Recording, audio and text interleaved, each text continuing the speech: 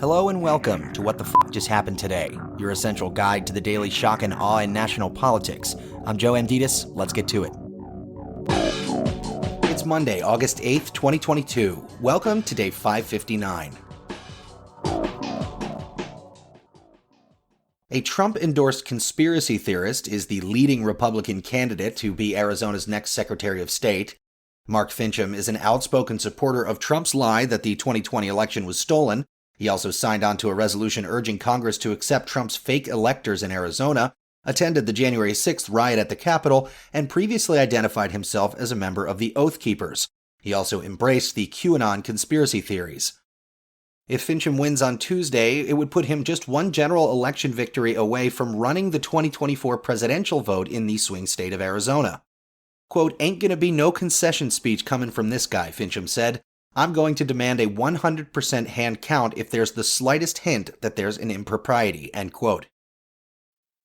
Meanwhile, a Texas militia member was sentenced to more than 7 years in prison for storming the Capitol on January 6th, the longest punishment handed down to any participant in the attack so far. Guy Reffitt was convicted in March on 5 felony charges, including obstruction of Congress as it met to certify the 2020 election result, interfering with police during civil disorder, carrying a firearm to a riot, and threatening his teenage son who turned him in to the FBI. The Justice Department asked for a 15-year sentence and requested that Reffitt's crimes be treated as acts of domestic terrorism, but the judge declined prosecutors' request to treat Reffitt as a terrorist under sentencing guidelines. Meanwhile, Matt Gaetz repeatedly assured Roger Stone that the boss, Trump, would offer him a pardon if he was convicted of lying to Congress about his communications related to the WikiLeaks release of emails from the DNC and Clinton campaign. Quote, "The boss still has a very favorable view of you," Gaetz told Stone before stating that Trump had said it directly that Stone would not do a day in prison, adding, quote, "I don't think the big guy can let you go down for this," end quote.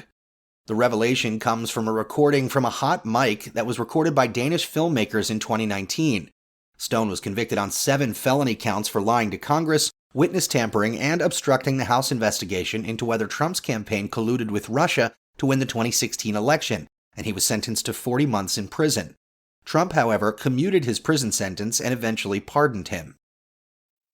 Moving on, Susan Collins, who supports same-sex marriage, said the Democrats' unrelated agreement with Joe Manchin on tax and climate change may jeopardize Republican support for the bipartisan Respect for Marriage Act.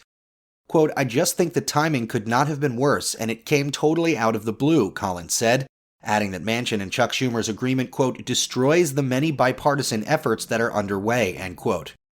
While Republicans were expected to filibuster the bill in the Senate, 5 GOP senators, including Collins, had previously announced their support.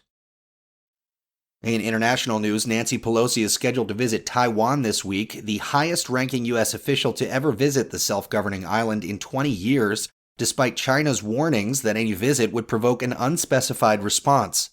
China warned against the egregious political impact of Pelosi's visit, which is still officially unconfirmed, to the island that China claims as part of its territory, saying that its military won't sit by idly if Beijing feels its sovereignty and territorial integrity is being threatened. Chinese President Xi Jinping warned Biden last week against, quote, "playing with fire," end quote, on Taiwan.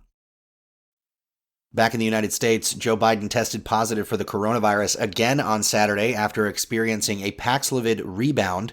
About 5% of people who take the antiviral medication Paxlovid experience rebound infections days after testing negative. The White House says Biden has experienced no reemergence of symptoms and continues to feel quite well, and will, as a result, not resume treatment. And finally, the Biden administration plans to offer reformulated COVID-19 booster shots starting in September. The updated versions are expected to perform better against the Omicron subvariant BA.5.